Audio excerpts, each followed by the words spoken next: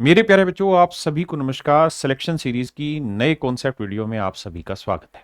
आइए मेरे प्यारे बच्चों, आज हम जो सीखने जा रहे हैं उस टॉपिक का नाम है ट्रेपीजियम। मैं कोशिश करूंगा कि 15 से 20 मिनट के अंदर ट्रेपीजियम पे जितने भी लेटेस्ट क्वेश्चन है सारे समझा दूं, ट्रेपीजियम से रिलेटेड जितने भी कॉन्सेप्ट है वो सारे समझा दूं, और आने वाले 5 साल तक भी जो क्वेश्चन आ सकते हैं मुश्किल से मुश्किल, वो क्वेश्चन भी मैं आपको करा दूं। तो मेरे प्यारे बच्चों, ट्रेपीजियम पर चर्चा शुरू करते हैं। ट्रेपीजियम को हम हिंदी में कहते हैं समलंब चतुर्भुज। समलंब चतुर्भुज मेरे दोस्तों, ऐसा चतुर्भुज जिसकी कोई दो साइडें आपस में पैरेलल हो जाएं, दैट इज कॉल्ड ट्रेपीजियम। जैसे मेरे बच्चे, ये जो आपको दिखाई दे रही है, यहां ये साइड और ये साइड मेरे प्यारे बच्चों आपस में पैरेलल है। अगर कोई दो साइडें आपस में पैरेलल आ जाएं तो ट्रेपीजियम कहलाता, केवल कोई दो साइड। और मेरे प्यारे बच्चों, इन दोनों पैरेलल लाइन के बीच की परपेंडिकुलर डिस्टेंस जो होती है उसे हम हाइट कह देते हैं ट्रेपीजियम की। उसे क्या कह देते हैं मेरे बच्चे? हाइट कह देते हैं। अब इसके ऊपर क्या क्या कहानियां बनती है। सबसे पहली चीज तो आपसे ये पूछेगा यहां पे कि भाई, अगर ये कोई ट्रेपीजियम है और ये दोनों साइडें इसकी आपस में पैरेलल है, ए बी और डी सी मेरे बच्चे दोनों पैरेलल है, तभी ट्रेपीजियम। और जो नॉन पैरेलल लाइन है यानी ए डी और बी सी दोनों नॉन पैरेलल है, अगर मेरे प्यारे बच्चों हम इन दोनों के मध्य बिंदु को मिला दें, किसको मिला दें मेरे बच्चे? मध्य बिंदुओं को मिला दें। ई और एफ क्या है मेरे प्यारे बच्चों? मिड पॉइंट्स है। E and F R mid points. तो कहेगा कि ई एफ की लेंथ निकाल के बताओ। तो मेरे प्यारे बच्चों, ई एफ की जो लेंथ होगी वो ये जमा ये बटे दो होगी, यानी ई एफ की लेंथ ए बी और सी डी दोनों पैरेलल लाइन के जोड़ की आधी होगी। अब मेरे बच्चे, मैं इसके ऊपर एक क्वेश्चन ले लेता हूं। बहुत हॉट टॉपिक है और जबरदस्त सवाल पेपर में से पूछे जाते हैं। पहला सवाल आप देखिए, in the given figure P R and S T are perpendicular to a tangent line Q R. कहता है ये इसकी एक टेंजेंट है, ठीक है जी।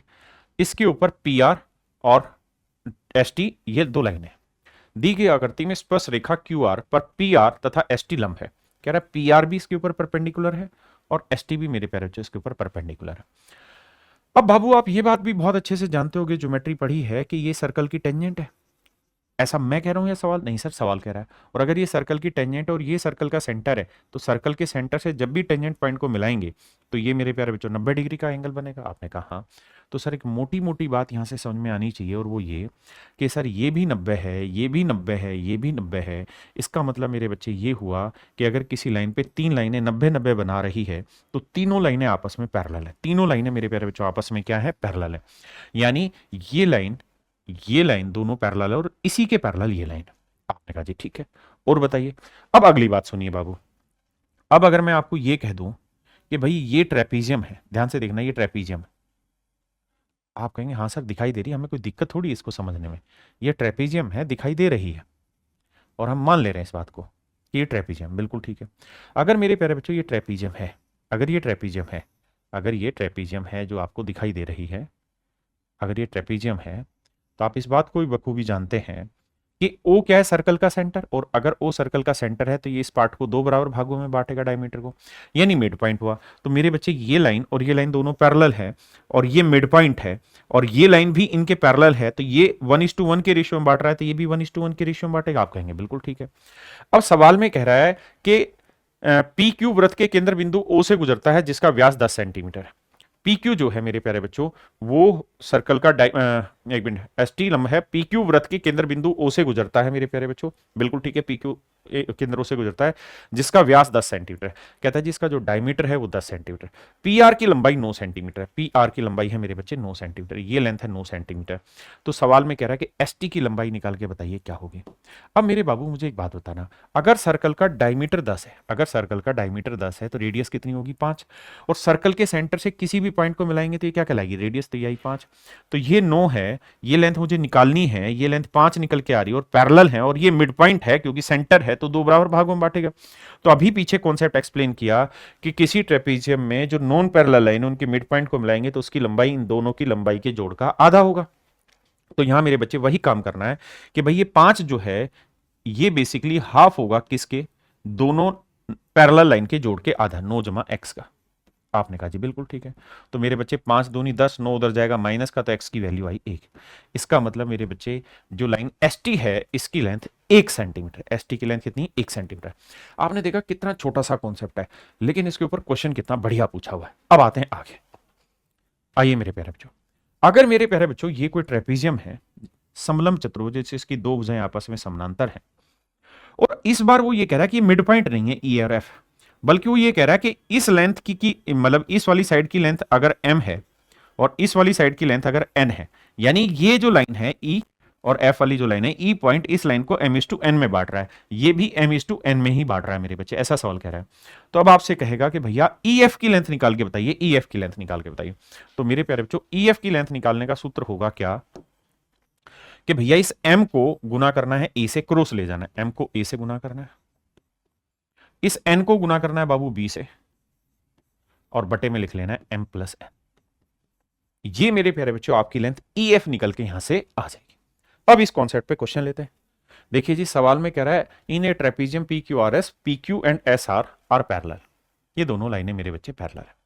M and N are point P M और एम एस का जो रेशियो है मेरे प्यारे बच्चों, P M is to M S का जो रेशियो 3:2, ऐसा मैं नहीं कह रहा, सवाल कह रहा है। Q N is to N R, कह रहा है इनका रेशियो भी 3:2 है, तो इसका मतलब ये लाइन भी पैरेलल है। अगर इसका इससे अनुपात वही है जो इसका इससे है, तो इसका मतलब ये लाइन भी पैरेलल है।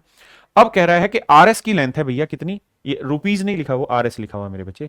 तो आर एस की जो लेंथ है मेरे प्यारे बच्चों वो है 6 सेंटीमीटर, और कह रहा है पी क्यू की लेंथ है 11 सेंटीमीटर। तो एम एन की लेंथ निकाल के बताइए।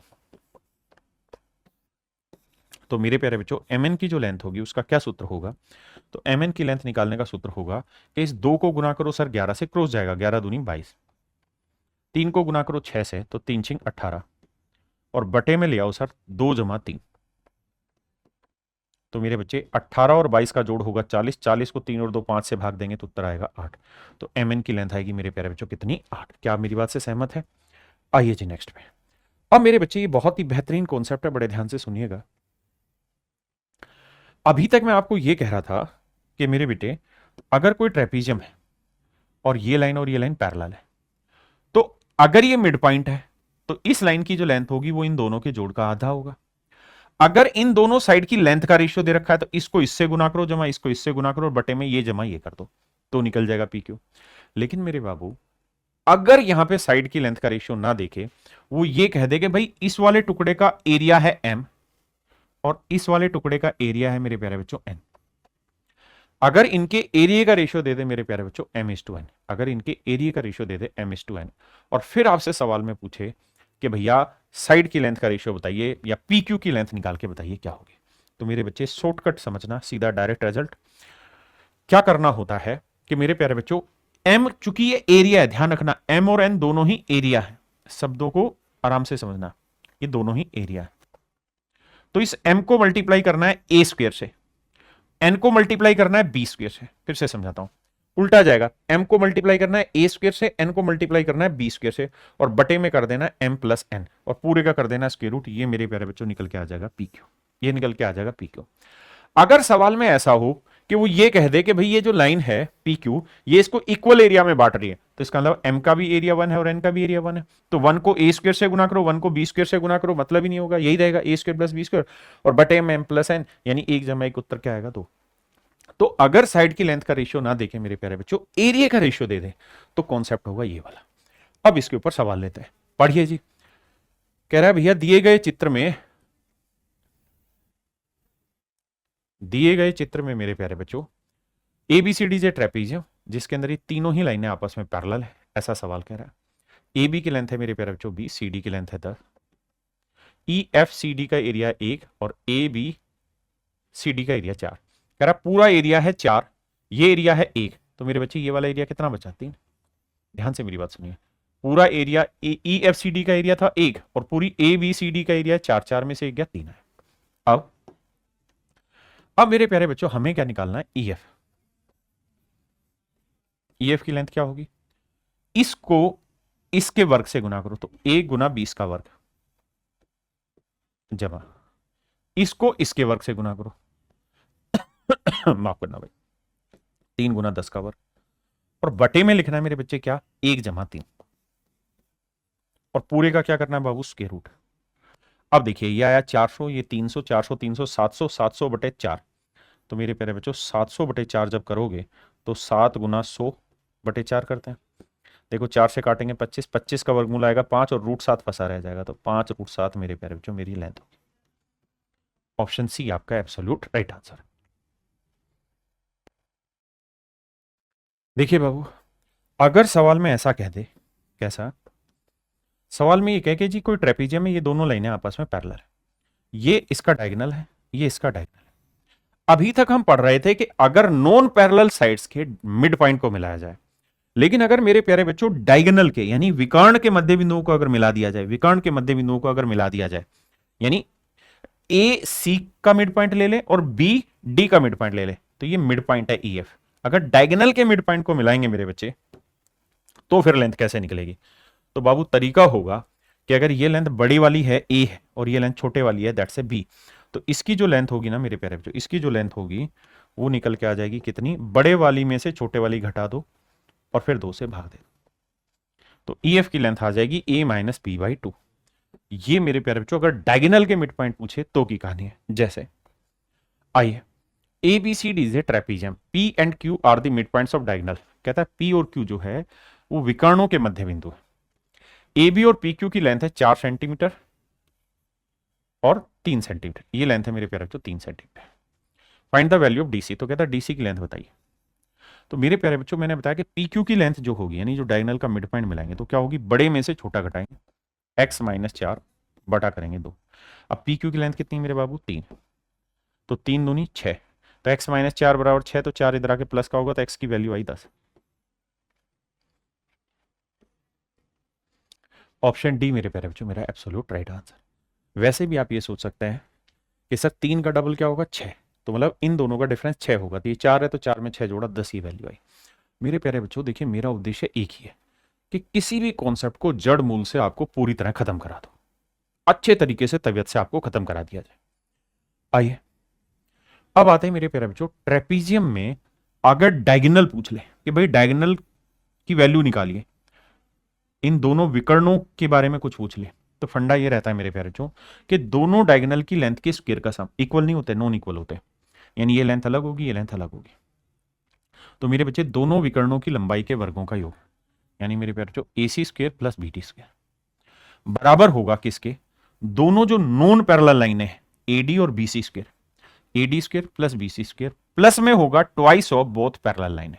फिर से समझाता हूं मेरे प्यारे बच्चों, दोनों विकर्णों के वर्गों का योग जो होगा, दोनों विकर्णों के वर्गों का जो योग होगा वो बराबर होगा नॉन पैरेलल साइड यानी जो पैरेलल नहीं है उन दोनों नॉन पैरेलल साइड्स के स्क्वायर का सम जमा में ट्वाइस ऑफ दोनों पैरेलल लाइन के प्रोडक्ट की बराबर। ये होता है मेरे प्यारे बच्चों किसी भी रेगुलर रेगुलर नहीं किसी भी ट्रेपीजियम के डायगोनल के बारे में अगर कोई रिलेशन निकालना है तो ये तरीका सवाल करने का। अब आते हैं आगे, आइए भैया सवाल में कह रहा है जी A C square plus B D square बताइए। तो मेरे प्यारे बच्चों A C square plus B D square हमको निकालना है।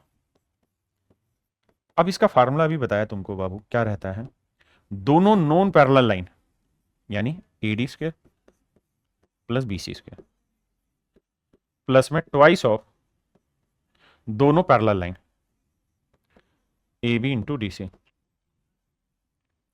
सवाल में कह रहा है ए बी की लेंथ मेरे प्यारे बच्चों 8 है, तो ट्वाइस ऑफ ए बी की लेंथ मेरे प्यारे बच्चों 8 है, बीसी की लेंथ 10 है तो 10 का वर्ग 100, सी डी की लेंथ 12 है यानी डीसी की लेंथ 12 है तो 12, एडी की लेंथ 16 है तो 16 का वर्ग 256। क्या किया मेरे बच्चे, एडी स्क्वायर किया प्लस बीसी स्क्वायर किया plus twice of A B into C D किया। सोल्व करेंगे मेरे बच्चे तो देखिए 12 8 96, 96 को 2 से गुना करेंगे तो मेरे बच्चे आएगा 192, बिल्कुल ठीक है जी। जमा में 100 जोड़ेंगे तो आएगा 356। अब जब आप इसे जोड़ोगे तो 6 और 2 8, जिसका यूनिट डिजिट 8, 9 और 5 14, 48 जिसके आखिर में 2 में आ रहा भैया, 5 और 9 14, 3 और 1 4 1 5, 548 मेरे प्यारे बच्चों मेरा राइट आंसर है, यानी ऑप्शन डी मेरे बच्चे मेरा करेक्ट आंसर है। हाँ जी आइए जी अगले कॉन्सेप्ट पे। अगर मेरे प्यारे बच्चों किसी भी ट्रेपीजियम में नहीं, अगर कोई दो पैरेलल लाइन है, कोई भी दो पैरेलल लाइन है, जैसे मान लीजिए एक ये कोई लाइन है पैरेलल और एक दूसरी पैरेलल लाइन ये वाली है, अगर मेरे प्यारे बच्चों किन्हीं भी दो पैरेलल लाइन के बीच में जो भी ट्रायंगलें बनती हैं वो हमेशा ही सिमिलर होती है।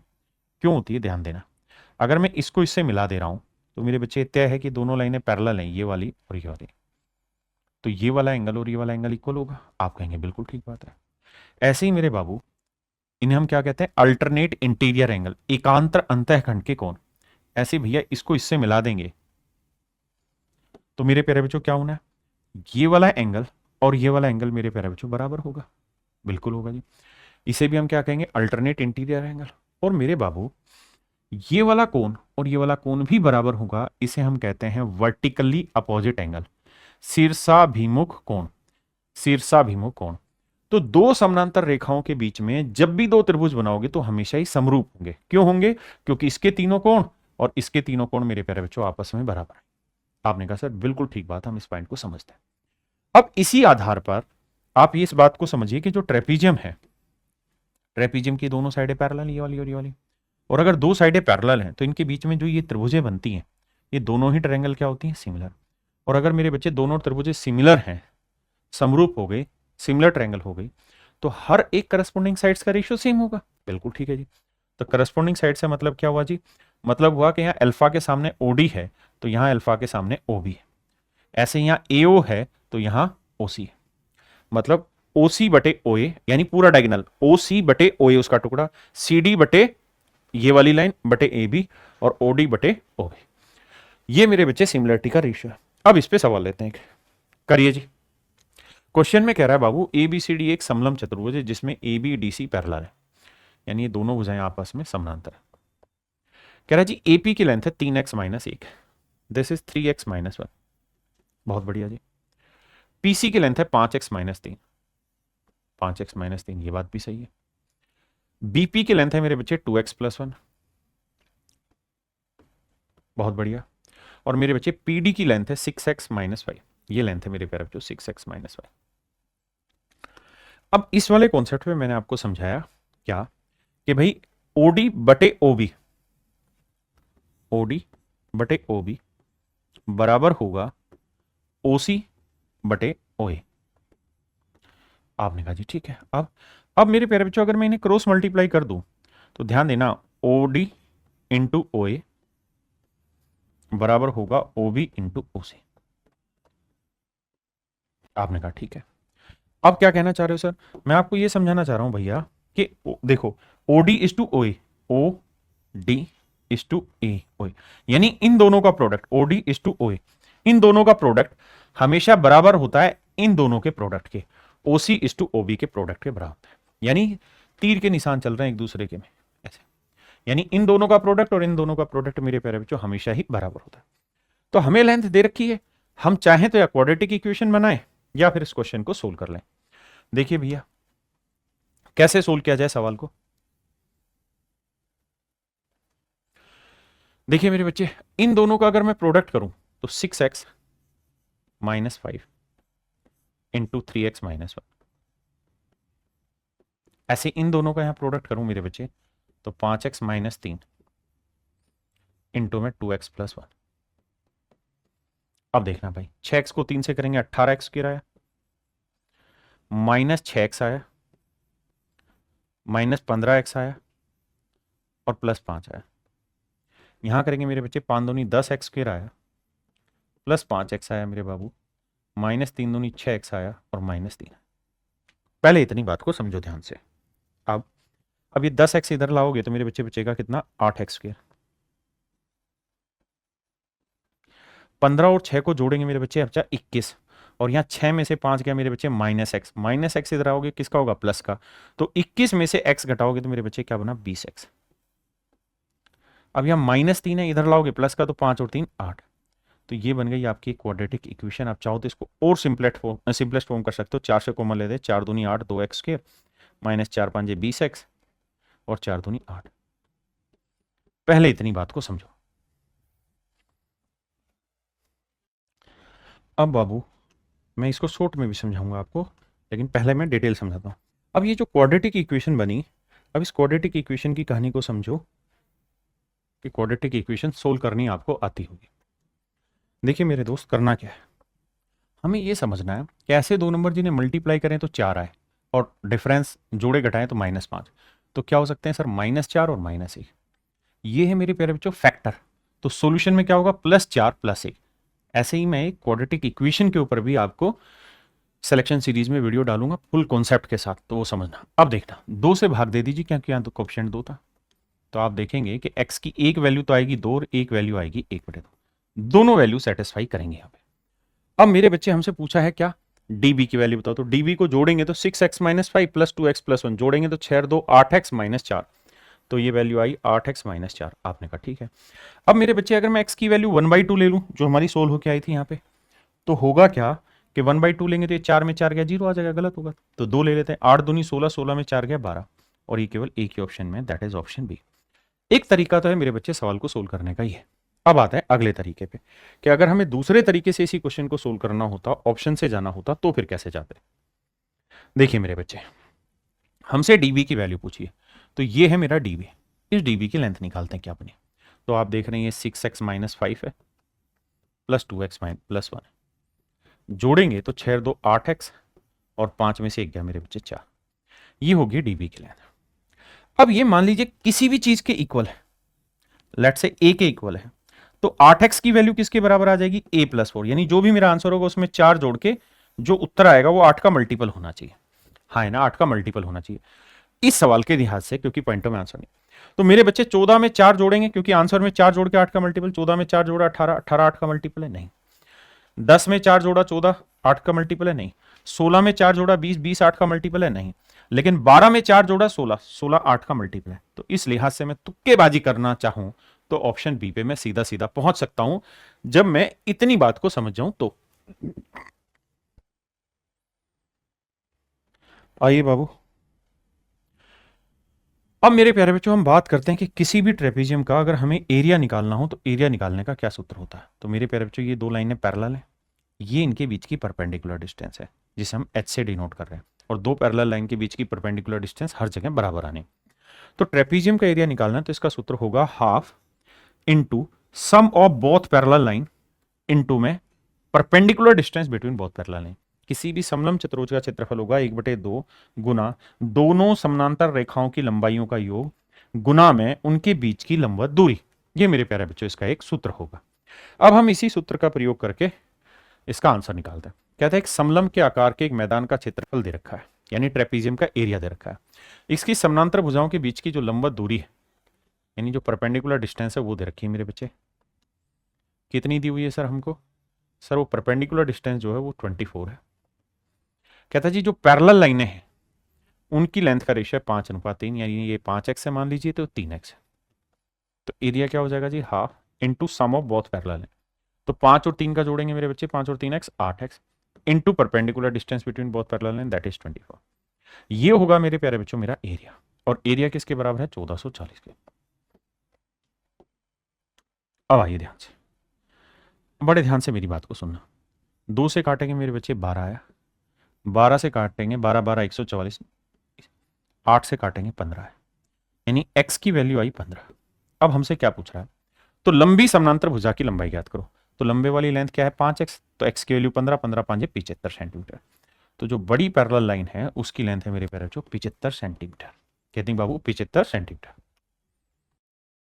अब आइए आगे, सवाल में कह रहा है किसान के पास समलंब आकार की जमीन है जिसकी समानांतर भुजाओं की लंबाई 2.56 गज, 2.56 गज और मेरे प्यारे बच्चों 3.44 गज, 3.44 गज। कहता है जी समानांतर भुजाओं के बीच की जो लंबवत दूरी है, यानी perpendicular distance between both parallel line, वो दे रखी है मेरे बच्चे 1.44। बहुत सुंदर। तो मेरे प्यारे बच्चों इसका एरिया क्या होगा, half into sum of both parallel line. दोनों पैरेलल लाइन को जोड़ेंगे 3 2 5 44 5600, यानी 6 गुना में परपेंडिकुलर डिस्टेंस, दैट इज 1.44। ये आया मेरे प्यारे बच्चों ट्रेपेजियम का एरिया।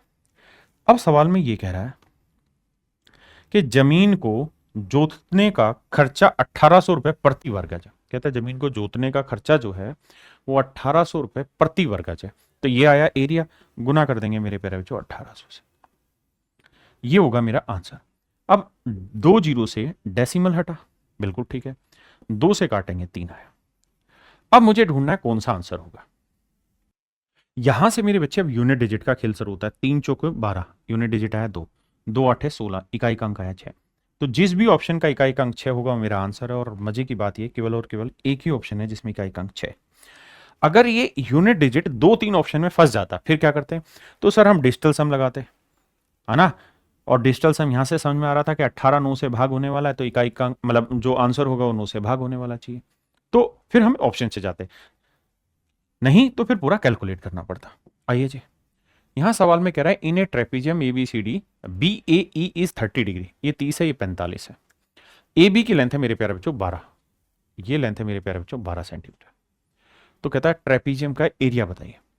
देखिए यार, ट्रेपीजियम में ये दोनों लाइनें पैरेलल है, और एक बात हमेशा ध्यान रखना, दो पैरेलल लाइन के बीच की जो परपेंडिकुलर डिस्टेंस है वो हर जगह बराबर होती है, यानी जितनी यहां होगी उतनी ही यहां होगी। अब 30 डिग्री क्या रेशियो बनाता है? सर 30 डिग्री बनाता है सामने वाली साइड को 1, तो नीचे वाली साइड को √3, बिल्कुल ठीक है, और इस वाली साइड को 2। जबकि ये 2 यूनिट नहीं 12 है, ये हाइट एंड डिस्टेंस का एक छोटा सा कॉन्सेप्ट है, रेशियो लेना है। तो 2 यूनिट 12 तो 1 यूनिट 6, यानी ये लेंथ है 6 सेंटीमीटर, तो ये भी 6 ही सेंटीमीटर होगी, सेंटीमीटर में है ना, हाँ ठीक है। और 2 यूनिट 12 1 यूनिट 6, तो ये लेंथ होगी 6√3, यानी ये लेंथ होगी 6√3, बिल्कुल ठीक। अब सर अगली कहानी को पढ़ते हैं। क्या ये सर 45 डिग्री क्या रेशियो बनाता है? सर पढ़ा था 45 में, तो क्या कि ये 1 है तो ये भी 1 होगी, तो अगर ये 6 है तो मेरे प्यारे बच्चों ये लेंथ भी कितनी होगी? 6 सेंटीमीटर। आराम से पहले शांति से इतनी बात समझो। अब बीसी की लेंथ मेरे प्यारे बच्चों 6 दे रखी है, तो ये लेंथ भी कितनी होगी? 6।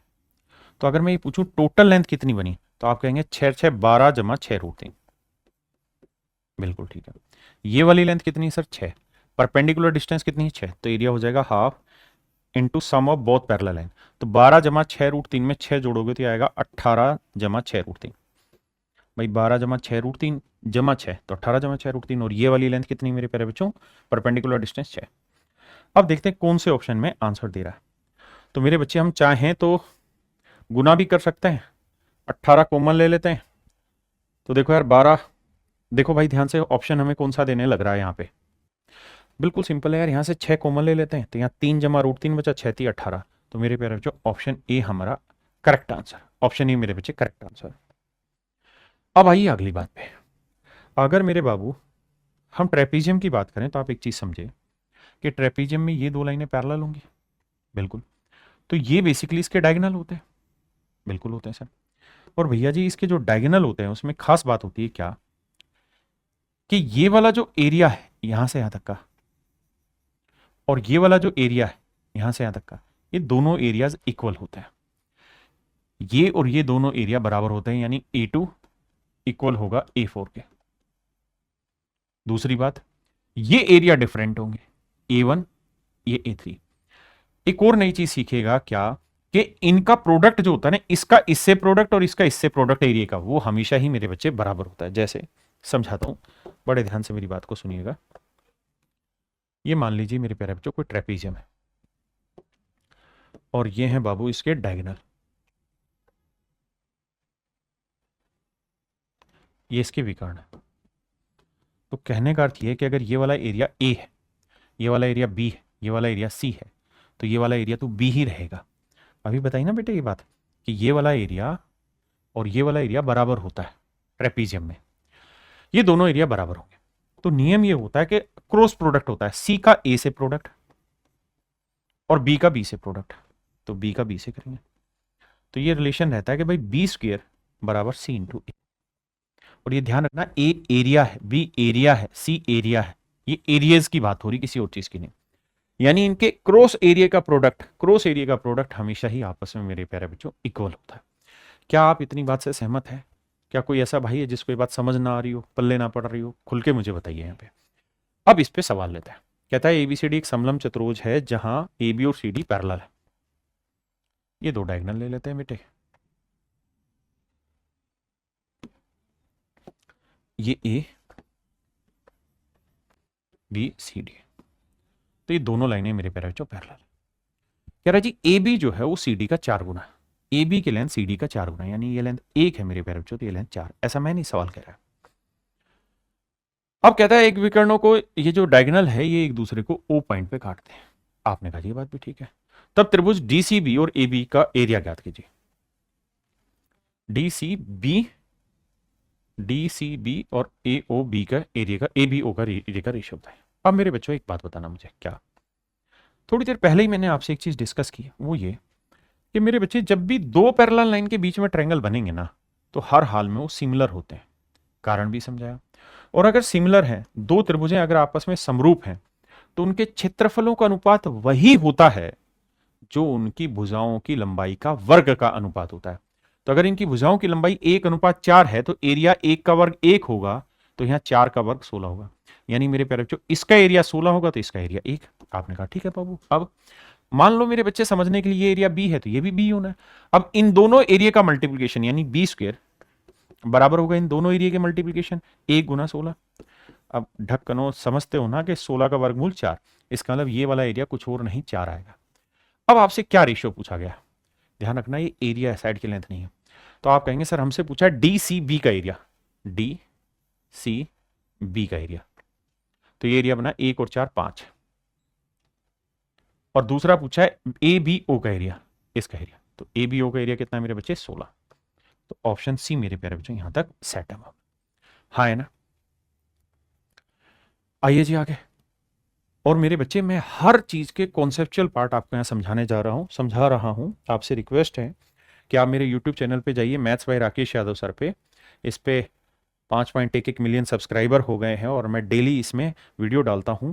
तो जो वीडियो डालता हूं आप जाके प्लेलिस्ट में जाना मेरे प्यारे बच्चों। कहाँ जाना है? प्लेलिस्ट में जाना। और प्लेलिस्ट में जाके ना सबसे पहले आपको यहाँ मिलेगा सिलेक्शन सीरीज के नाम से, सिलेक्शन सीरीज के नाम पे एक प्लेलिस्ट मिलेगी, जिसके अंदर मेरे प्यारे बच्चों मैं छोटे से छोटा कॉन्सेप्ट बहुत बारीकी से सुई में धागा पिरोने जैसा काम कराता हूं और बहुत अच्छे से आप लोगों के दिमाग में बैठाता हूं। रिजल्ट ओरिएंटेड चीजें जो डायरेक्ट पेपर में आती हैं, हर सिंगल से सिंगल चीज आपके पेपर में आनी है। अगर आप तरीके से सीरियस होकर इन वीडियोस को कर लेंगे तो मैं दावा करता हूं 100% आप कामयाबी पाएंगे इसमें। ऐसे ही मेरे प्यारे बच्चों, इस वीडियो को आप देखते रहिए, इसमें बहुत सारी वीडियो धीरे धीरे जुड़ती जा रही है। आप इन वीडियोस को देखते रहिए, इनके साफ सुथरे नोट्स बनाते रहिए। पेपर के समय पे ये आपके लिए सच मायने में रामबाण होगी मेरे प्यारे बच्चों। अब वापसी से, और ऐसे ही मैंने बहुत सारी चीज़ों की प्लेलिस्ट बना रखी है, आप जरूर देखें और मेरे चैनल को सब्सक्राइब और लाइक जरूर कर लीजिए। दूसरी बात मेरे प्यारे बच्चों, ये भी ध्यान रखिएगा कि जो मेरा बैच है वो हर महीने की 7 अगस्त को मेरा नया बैच आता है। 7 अगस्त को नया बैच आता है मेरे प्यारे बच्चों, जहां मैं बेसिक से लेके एडवांस तक, जीरो से लेके हीरो तक फुल्ली कॉन्सेप्चुअल एक एक चीज आपको पढ़ाता हूं। और इस बैच की फीस है मेरे प्यारे बच्चों मात्र 1399 रुपए। और हर महीने की 1 तारीख को मेरे बच्चे, हर महीने की 1 तारीख को मेरा एक वीओडी बैच आता है, जिसे हम कहते हैं वीडियो ऑन डिमांड। यानी जितना मैं अपने लाइव बैच में क्लासें लेता हूं, सारी की सारी क्लासें रिकॉर्डेड होकर एक साथ आपको मिल जाती हैं। और इसकी फीस है मात्र मेरे प्यारे बच्चों 999 रुपए। और मेरी फीस पूरी टीचिंग इंडस्ट्री में शायद सबसे महंगी टीचर्स में से है, क्योंकि मैं बहुत मन करके लगन करके पढ़ाता हूं और अपने बच्चों को लाइव क्लासेज ही नहीं देता, लाइव क्लासेज के साथ साथ उनका प्रैक्टिस बैच भी कराते हैं, होमवर्क रिवीजन भी कराते हैं, डाउट सॉल्विंग भी कराते हैं और उनके लेटेस्ट एग्जाम में आए हुए क्वेश्चन को भी अलग से डिस्कस करते हैं। तो मेरे प्यारे बच्चों, आप सभी का इस बैच में स्वागत रहेगा। इस प्लेलिस्ट को आप सेव कर लीजिए, चैनल को सब्सक्राइब कर लीजिए और इसको बेल आइकन दबा लीजिए। मेरे बच्चे, मैं अपने चैनल पर कोई फालतू मोटिवेशन गिरी नहीं करता हूं, कोई फालतू की भड़ास नहीं निकालते हम, ना कोई एक सिंगल भी फेक चीज आपको मिलेगी। हर चीज ऑर्गेनिक है और हम सिर्फ कंटेंट से मतलब ही चीजें आपके साथ करते हैं डिस्कस। तो मेरे प्यारे बच्चों, इस प्लेलिस्ट को आप सेव कर लेना और ये बहुत काम की चीजें आपके काम आएंगे आगे। आइए, सवाल में बाबू कह रहा है कि एबीसीडी एक पैरेलल है जिसमें एबी और डीसी दोनों पैरेलल लाइन है। एबी और सीडी, एडीसी दोनों पैरेलल हैं। विकर्ण एक दूसरे को कहता है जी ओ पे काट रहे हैं। अब कह रहा है ए बी सी डी का डबल है, यानी एक है तो ये 2 है, तो इनके एरिया का रेशियो 1 का वर्ग 1, तो 2 का वर्ग मेरे प्यारे बच्चों 4। अब इन दोनों का प्रोडक्ट कितना है? 4। तो इसका एरिया बी होगा तो इसका एरिया बी, तो बी स्क्वायर क्या होता है मेरे बच्चे? इन दोनों के प्रोडक्ट का के बराबर। तो बी की वैल्यू आएगी 4 एकम 4 का वर्गमूल 2। तो आप ये बात डायरेक्ट मन में सोचा करो यार कि सर समझाना क्या चाह रहे हैं कि इन दोनों का प्रोडक्ट करो 4, तो 4 का वर्गमूल करो क्या है? 2, तो ये वाला एरिया भी 2 होगा, ये वाला एरिया भी 2 होगा। वैसे ध्यान रखना इनका प्रोडक्ट और इनका प्रोडक्ट बराबर होता है। चलिए जी, अब आगे लड़ाई लड़ते हैं। अब कह रहा है एओबी, एओबी का एरिया कितना है? 4। और सीओडी, सीओडी का एरिया कितना है? 1। तो 4:1 मेरे प्यारे बच्चों, ऑप्शन ए मेरा पॉइंट। देखिए भैया, सवाल में कह रहा है एबीसीडी एक ट्रेपीजियम है जिसमें एबी और सीडी पैरेलल है। एबी की लेंथ है मेरे प्यारे बच्चों 2 सेंटीमीटर, एबी सीडी की डबल है, यानी सीडी 1 है तो ये 2 है, तो ये 1 का वर्ग 1, तो 2 का वर्ग 4 आया। और ये 4 है तो मेरे बच्चे ये 2 होगा, पीछे वाले सवाल में समझाया। आपने कहा ठीक है, निपटाते हैं सर इस कहानी को। अब आगे बताइए। अब कह रहा है ए ओ बी का क्षेत्रफल, ये ओ है, ए ओ बी का क्षेत्रफल है 84, जबकि हमारे हिसाब से एरिया आ रहा है 4 यूनिट, तो 4 यूनिट रिप्रेजेंट कर रहा है 84 को, तो 1 यूनिट की वैल्यू बटे 4, तो मतलब 1 यूनिट की वैल्यू आया 21। तो सवाल में कह रहा है सीओडी का एरिया बताओ, तो सीओडी का एरिया बताओ, तो 1 यूनिट है, 1 यूनिट की वैल्यू 21, तो एरिया होगा मेरे प्यारे बच्चों 21 वर्ग सेंटीमीटर। हाँ जी, अब मेरे प्यारे बच्चों आज के लिए इतना ही रखते हैं, बाकी आपसे अगली क्लास में मिलेंगे। आइसोसेलिस ट्रेपीजियम पे डिस्कस करेंगे। ट्रेपीजियम का एक टुकड़ा है आइसोसेलिस ट्रेपीजियम, जो अपने आप में बहुत बेहतरीन है। तो आज के लिए इतना ही, थैंक यू। अगर आपको ये वीडियो पसंद आई तो प्लीज प्लीज प्लीज अपने दोस्तों तक भेजिए, क्योंकि हम चाहते हैं कि अच्छी चीजें, अच्छा कंटेंट सबके पास जाए, क्योंकि पढ़ाई में, भागने में, दौड़ने में सभी को बराबर मौका मिले। थैंक यू मेरे बच्चे।